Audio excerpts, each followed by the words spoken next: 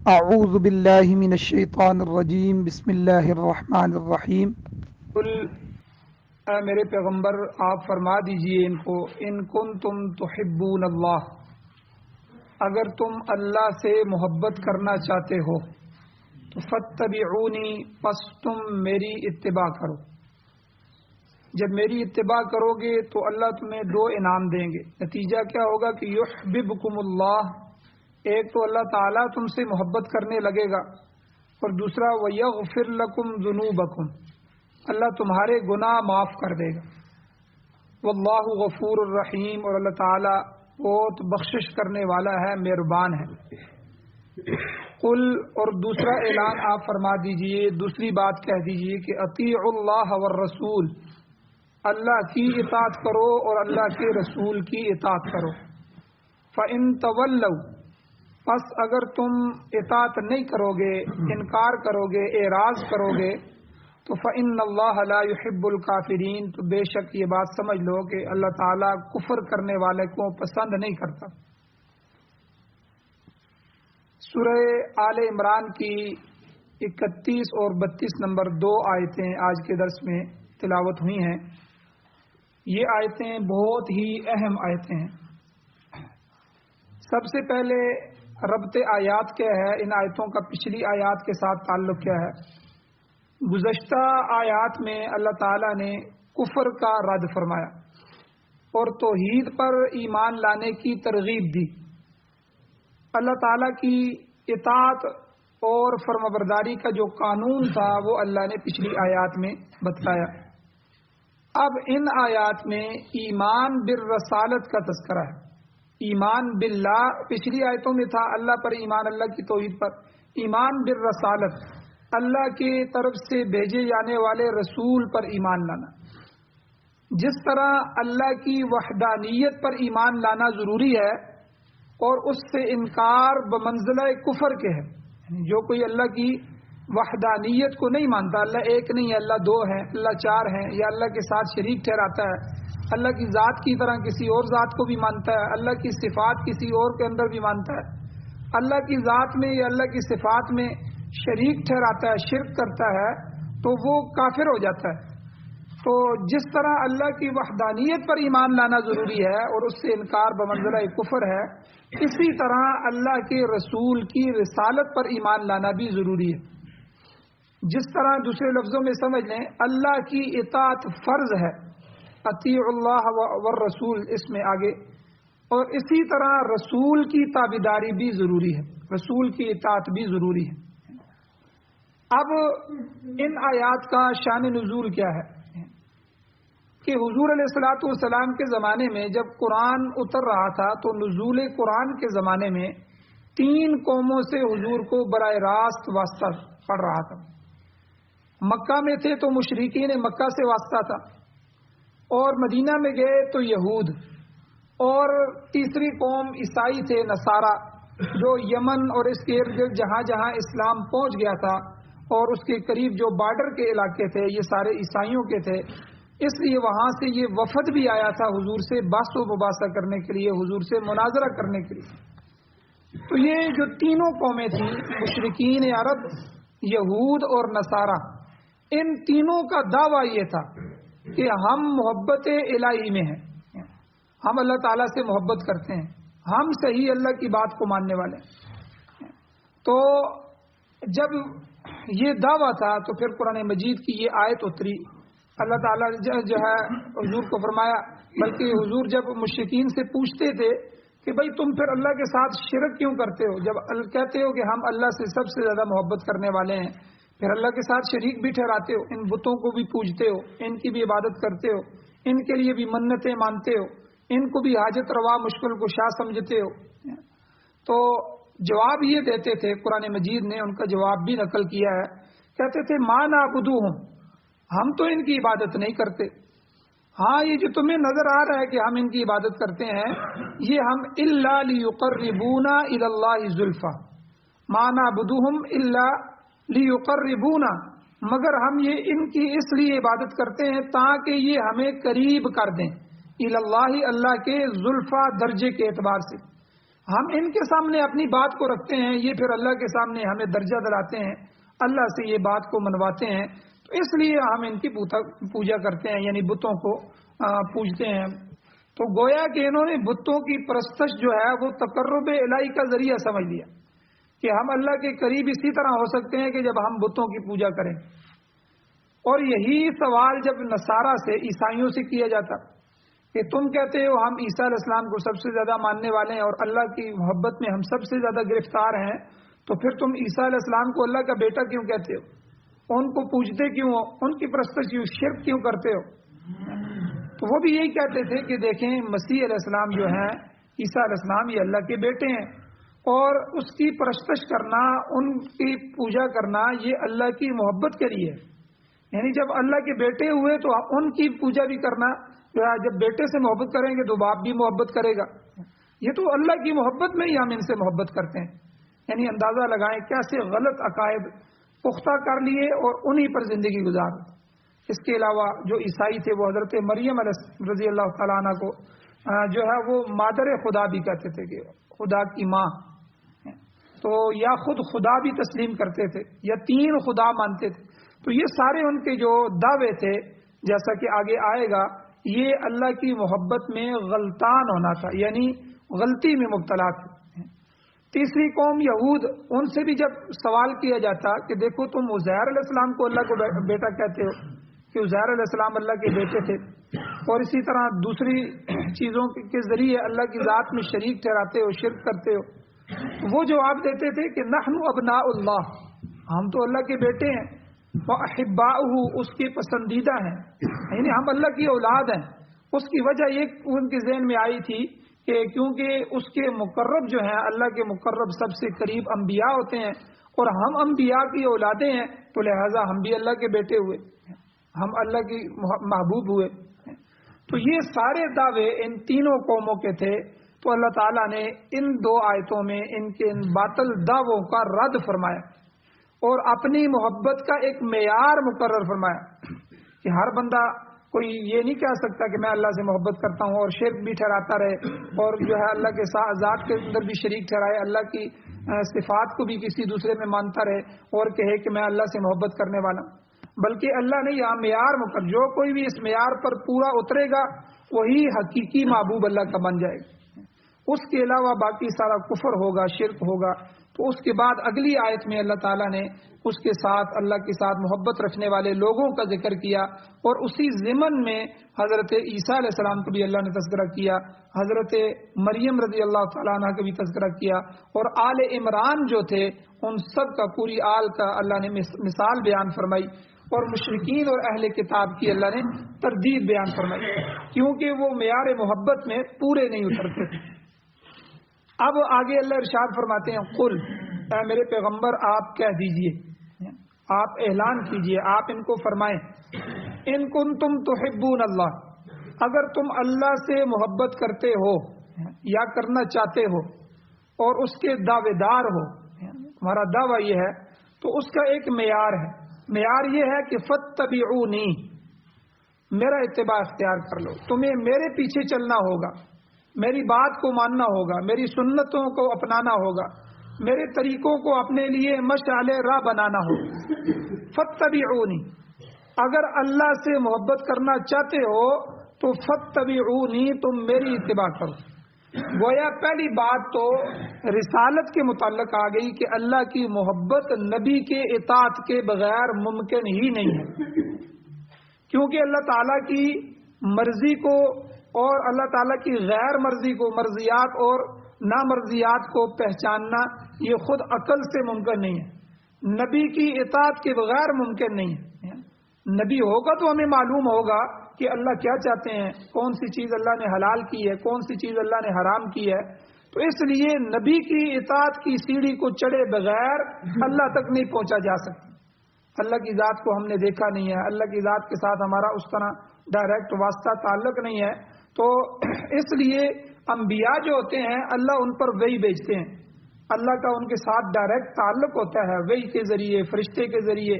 تو اس لیے اللہ وحی کے ذریعے ان کو بتاتے ہیں کہ یہ چیز ہم نے حلال کی ہے، یہ چیز حرام کی ہے، اس سے ہم خوش ہوتے ہیں، اس سے ہم ناراض ہوتے ہیں۔ تو اس لیے جو ہے نبی کی اطاعت کے بغیر یہ ممکن ہی نہیں ہے کہ بندہ اللہ کی محبت کو پالے، کیونکہ اللہ تعالیٰ اس پر ایمان لانا ضروری ہے، وہ خالق ہے، مالک ہے، ہمارا معبود ہے، اور رسول پر ایمان لانا اس لیے لازمی ہے کہ اللہ کی پسند اور ناپسند اس کے واسطے سے ہمیں معلوم ہوتی ہے، اور یہ چیزیں انسان محض صرف عقل سے معلوم نہیں کر سکتا۔ اور دوسرے نمبر پر رسول پر ایمان اس وقت تک مکمل نہیں ہوگا جب تک جو ہے اس کا اتباع نہیں ہوگا، اس کے بغیر محبت کا دعویٰ باطل ہے۔ لہذا جو کوئی بھی رسول کا اتباع کرے گا وہ اللہ کی محبت کو پا لے گا اور اللہ کا محبوب بن جائے گا۔ جیسے کہ عرض کیا ہے کہ یہود و نصارہ کا دعویٰ جو محبت کا تھا وہ باطل تھا، وہ تو کفر اور شرک کے مرتکب تھے، نبی علیہ السلام کا اتباع کہاں کرتے تھے۔ اسی لیے تو حضور علیہ الصلوۃ والسلام نے حدیث میں فرمایا، حضور نے فرمایا لا یؤمن احدکم حتی یکون ہواہ تبعا لما جئت بہ، یعنی عجیب حدیث حضور نے ارشاد فرمائی، تم میں سے کوئی کامل الایمان ہو ہی نہیں سکتا جب تک وہ اس چیز کا اتباع نہ کرے جسے میں لایا ہوں، بلکہ حضور نے فرمایا حتی یکون ہواہ، ہوا کہتے ہیں اس کی خواہشات، یہاں تک کہ اس کے اندر سے اٹھنے والی خواہشات بھی طبعاً تابع ہو جائیں لما جئت بہ، اس کے جو میں لے کے آیا ہوں، میری سنت، اس کی خواہش بھی پیدا ہو تو میری سنت کی پیدا ہو، اس کی جو ہے اندر کی طلب پیدا ہو تو تب بھی میری ہی پیدا ہو، جب تک اس کے اندر کی خواہشات، اس کی مرضیات، اس کی جو ہے دل کے خیالات بھی میرے لائے ہوئے دین کے مطابق نہیں ہوں گے تو وہ کامل ایمان والا نہیں ہو سکتا۔ اور دوسری حدیث میں حضور نے کیا فرمایا، لا یؤمن احدکم حتی اکون احب الیہ من والدہ وولدہ والناس اجمعین، تم میں سے کوئی اس وقت تک کامل مومن نہیں ہو سکتا جب تک اس کی کہ میرے ساتھ محبت تمام مخلوق سے، اس کے والدین سے، اس کی اولاد سے، اس کی اپنی جان سے، اور وولدہ والناس اجمعین، پوری دنیا کے انسانوں سے زیادہ میری محبت اس کے دل میں نہ آ جائے، تب تک وہ کامل مومن نہیں ہو سکتا۔ تو اس کی وجہ یہ ہے کہ اللہ تعالیٰ مطاع مطلق ہے، اس کی مطلق طور پر کوئی قید نہیں ہے، مطلق طور پر اللہ تعالیٰ کی اطاعت ضروری ہے، اور رسول اللہ صلی اللہ علیہ وسلم تو اللہ کی محبت تک پہنچانے کا ایک ذریعہ ہے، لہذا ان کی اتباع بھی ضروری ہے اور ان کے ساتھ بھی محبت لازمی ہے۔ یہاں علماء نے ایک نقطہ بیان فرمایا کہ کسی کی ذات سے جو ہمیں محبت ہوتی ہے وہ تین چیزوں کی وجہ سے تھی، یا تو اس کا جمال بہت اعلیٰ ہے، بہت خوبصورت چیز ہے، تو یا اس کا کوئی کمال ہے، اس کے اندر کوئی ٹیلنٹ، کوئی کمال اس کا ایسا ہے جس کی وجہ سے اس سے محبت ہو جاتی ہے، یا وہ احسان کی وجہ سے ہوتی ہے، وہ احسان کرنے والا ہے۔ تو یہ تینوں چیزیں اللہ کی ذات میں پائی جاتی ہیں، مالک حقیقی بھی وہی ہے، محسن حقیقی بھی وہی ہے، اور اس کا کمال بھی ہے، اس کا جمال بھی ہے، اور مخلوق میں یہ تو اللہ کی ذات کے ساتھ ہو گیا، اور مخلوق میں سب سے زیادہ محسن احسان کرنے والا اللہ کا نبی ہوتا ہے۔ بلکہ حضور علیہ الصلوۃ والسلام نے حدیث میں ارشاد فرمایا، آپ نے فرمایا میں نے کوئی چیز ایسی نہیں چھوڑی جو اللہ کی رضا کا ذریعہ بنتی ہو اور جنت تک پہنچانے والی ہو کہ میں نے تم کو نہ بتلا دی ہو، اور اسی طرح حضور نے فرمایا کوئی چیز ایسی میں نے نہیں چھوڑی جو اللہ تعالیٰ کے غضب کا ذریعہ ہو، اللہ اس سے ناراض ہوتے ہوں اور میں نے تم کو نہ بتلائی ہو۔ مقصد کیا ہے حضور کی اس حدیث کا کہ میں نے ہر اچھی اور بری چیز اس کی میں نے نشاندہی کر دی ہے، تمہیں بتلا دی ہے۔ اللہ تعالیٰ چونکہ خالق حقیقی ہیں، مالک حقیقی ہیں، محبوب حقیقی ہیں، لہذا اہل ایمان کی سب سے زیادہ محبت اللہ کی ذات کے ساتھ ہونی چاہیے اور ہوتی بھی ہے۔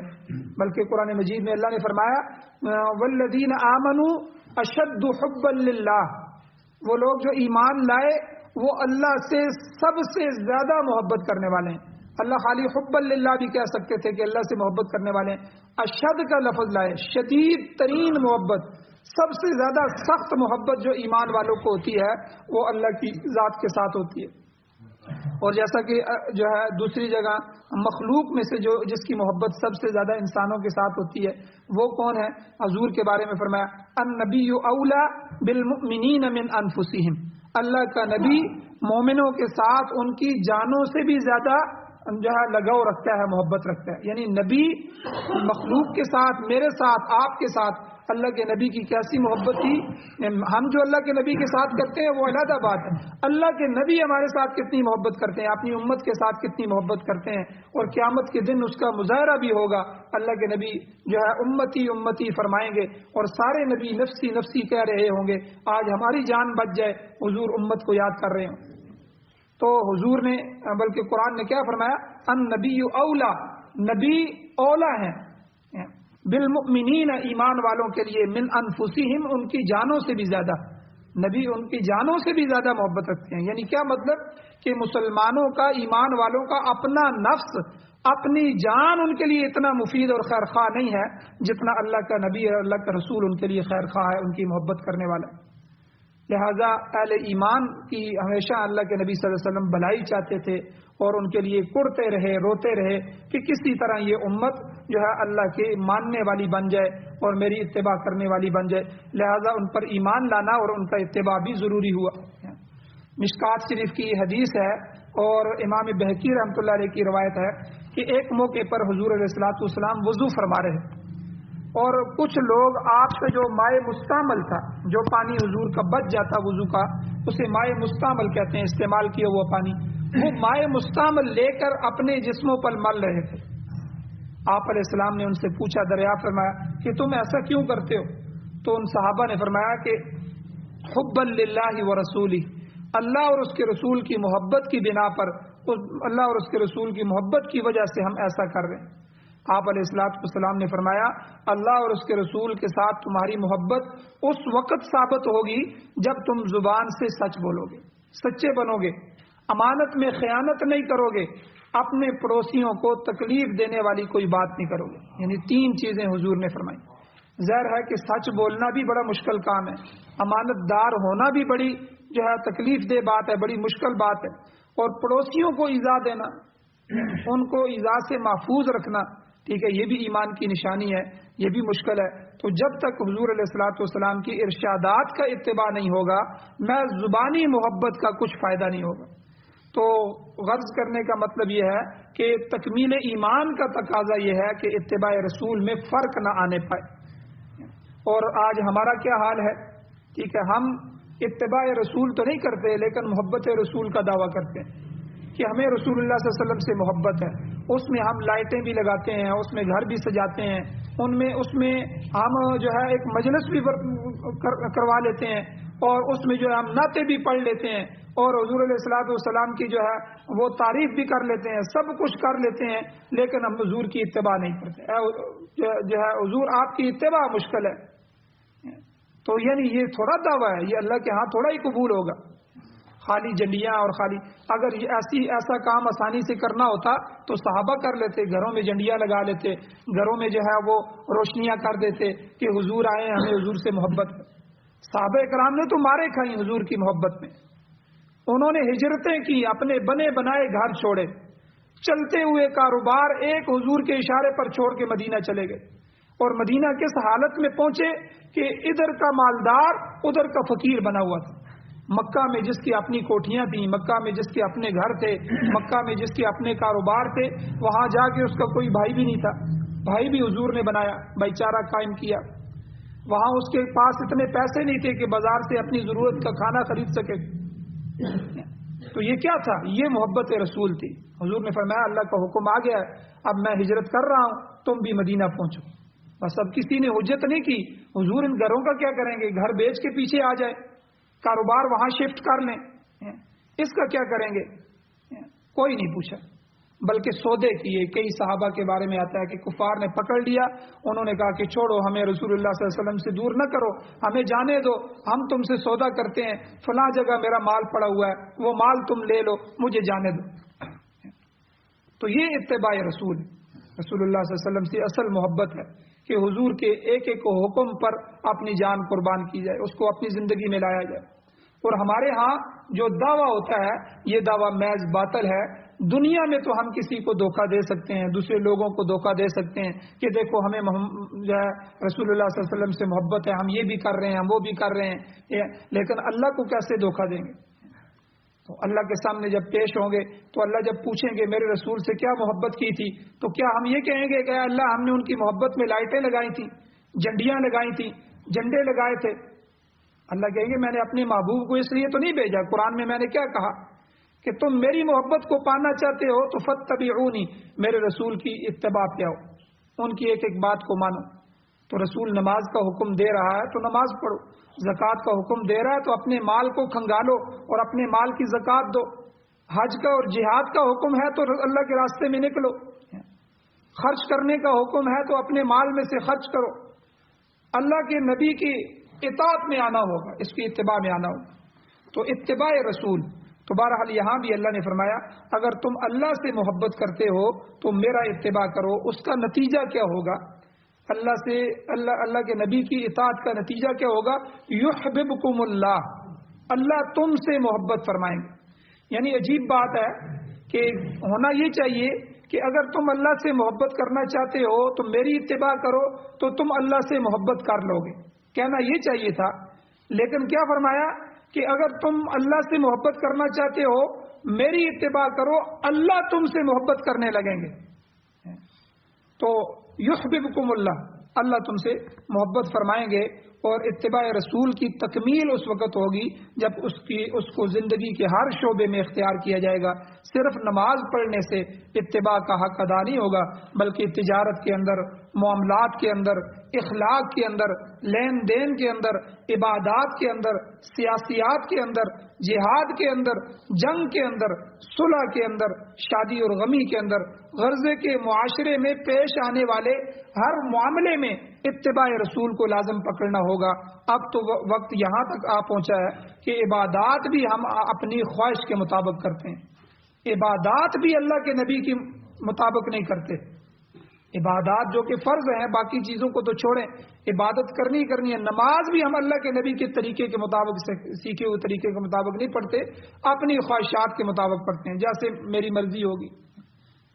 تو رسول اللہ صلی اللہ علیہ وسلم کے طریقے کی کوئی پرواہ نہیں ہے، چاہے جائے کہ دیگر معاملات ہیں، بازار کی زندگی ہماری دیکھیں، معاشرت دیکھیں، تجارت ہماری کدھر ہے، ہمارے بینک بیلنس کو دیکھیں، سودی معاملات چل رہے ہیں، پوری کی پوری حکومتیں جو ہیں وہ سود کے لین دین کو کر رہی ہیں، ہر شہر میں سینکڑوں جو ہے وہ بینک بنے ہوئے ہیں، وہ سود کو دن رات چلا رہے ہیں۔ تو اللہ کی رحمتیں کیسے آئیں گی؟ اللہ کے عذاب نہیں آئیں گے تو کیا آئیں گے؟ اللہ روٹھے گا نہیں تو کیا آئے گا؟ ہم نے کبھی اللہ کو منانے کی کوشش کی ہے؟ اللہ کو منانے کا ایک ہی طریقہ ہے کہ حضور کے طریقے پہ آج حضور علیہ السلام کی اتباع کو۔ ترمذی شریف کی روایت میں آتا ہے ایک شخص حضور علیہ السلام کی خدمت میں حاضر ہوا اور عرض کیا کہ حضور میں آپ سے محبت کرتا ہوں۔ آپ علیہ السلام نے فرمایا ذرا سوچ کر بات کرو کہ تم کیا بات کہہ رہے ہو؟ اس شخص نے کہا حضور میں خدا کی قسم اٹھاتا ہوں کہ میں آپ سے محبت کرتا ہوں۔ صحابی تھے۔ آپ علیہ السلام نے فرمایا اگر تم اپنے دعوے میں سچے ہو تو فقر کو اپنی زندگی کا جز بنا دو، کیونکہ میرے ساتھ محبت کرنے والوں کے پاس فقر، فقیری، تنگ دستی، تنگی وہ اس قدر تیزی سے آتی ہے کہ سیلاب بھی اپنے منتہا کی طرف اتنی تیزی سے نہیں جاتا۔ تو غرضے کے حب رسول کا دعوے دار وہ مال جمع نہیں کر سکتا، وہ ہمیشہ محتاج بھی رہے گا۔ اگر ایک کوئی شخص عیش و عشرت میں زندگی گزار رہا ہے اور بڑی بڑی عمارتیں بھی بنا رہا ہے اور دوسری طرف اللہ کے نبی کی اطاعت بھی نہیں کر رہا، تو یہ جو ہے اس کا محبت کا دعویٰ یہ غلط ہے، وہ اپنے دعوے میں سچا نہیں ہے، کیونکہ یہ حضور علیہ السلام کے مقرر کردہ معیار محبت کے خلاف ہے۔ تو الغرض فرمایا کہ اتباع رسول جب آپ کریں گے اس کا نتیجہ کیا ہوگا؟ یحببکم اللہ، تم اللہ کے محبوب بن جاؤ گے۔ پھر اللہ کی محبوبیت کا تقاضا یہ ہے کہ وہ یغفر لکم ذنوبکم، دوسری چیز اللہ کیا کریں گے؟ تمہاری غلطیاں، تمہاری لغزشیں، تمہارے گناہ اللہ معاف کر دے گا۔ گناہ کی معافی کا قانون اللہ تعالیٰ نے قرآن پاک میں بیان کر دیا ہے کہ خالی گناہ توبہ اور استغفار سے ہی معاف ہو جائے گا۔ سچے دل سے توبہ کر لی تو اللہ نے معاف فرما دیا۔ ہاں اگر فرائض میں کوتاہی ہوئی ہے تو پہلے ان کو ادا کرو، ان کو قضا کرو، پھر اللہ تعالیٰ سے معافی مانگو، اللہ معاف کرے گا۔ نماز رہ گئی ہے تو نمازیں پہلے پڑھو، روزے قضا ہو گئے ہیں پہلے روزے پچھلے رکھو، پھر اللہ سے معافی مانگو۔ اسی طرح یہ تو حقوق اللہ ہے، اگر حقوق العباد میں کوئی کوتاہی ہوئی ہے، کسی کا کوئی حق غصب ہوا ہے، کسی کی زمین دبا لی ہے، کسی کے پیسے لیے تھے واپس نہیں کیے، کوئی معاملات کسی کو تکلیف پہنچائی ہے، تو پہلے ان کا حق ادا کرو، ٹھیک ہے، یا اس سے معافی مانگ کر جان چھڑا لو، تو اس کے بعد اللہ تمہیں معاف کریں گے۔ اگر اس دنیا میں حقوق العباد نہیں ادا کرو گے تو پھر قیامت کے دن اس کے بدلے میں اپنی نیکیاں، نماز، روزہ، خیرات، جو جتنے بھی ہیں یہ حقدار کو دینے ہوں۔ اگر نیکیاں ختم ہو گئی تو حقدار کے گناہ جو ہے وہ حق دہندہ جو جس نے اس کا حق غصب کیا تھا اس کے سر پر ڈالے جائیں گے، جس کا نتیجہ جہنم کے سوا کچھ نہیں ہوگا۔ لہذا حقوق العباد کا فیصلہ اسی دنیا میں کر جاؤ، اللہ سے معافی مانگ لو۔ واللہ غفور الرحیم، اللہ تعالیٰ بہت بخشنے والا ہے، اللہ مہربان ہے۔ یہ اس کی مہربانی ہے کہ اس نے اپنے نبی کو بھیجا، اس نے کتاب نازل فرمائی، اس نے ہدایت کا سامان پیدا کیا تاکہ انسان کو صحیح طریقہ پتہ چلے، صحیح راستہ اس کے سامنے آ جائے، اللہ کے پاس پہنچنے کا جو صحیح اس کی مرضی کو جاننے والا راستہ ہے اس کے سامنے آئے، وہ گناہ سے بچے، پھر جہنم سے بچ جائے اور جنت میں داخل ہو جائے۔ یہاں اگلی آیت میں اللہ نے فرمایا قل اطیعوا اللہ والرسول، اے نبی آپ دوسرا اعلان کریں کہ اللہ کی تابعداری کرو اور اس کے رسول کی تابعداری کرو، کیونکہ وہ خالق ہے، مالک ہے، معبود برحق ہے، اس کی اطاعت فرض مطلق ہے، اور اس کے ساتھ رسول کی بھی تابعداری کرو کہ وہ خدا کی اطاعت تک پہنچانے کا ذریعہ ہے۔ جب تک رسول کی اطاعت نہیں ہوگی خدا کی اطاعت ممکن نہیں ہے۔ حضرت مولانا محمد قاسم نانوتوی رحمۃ اللہ علیہ نے یہاں سے عصمت انبیاء کی دلیل پکڑی۔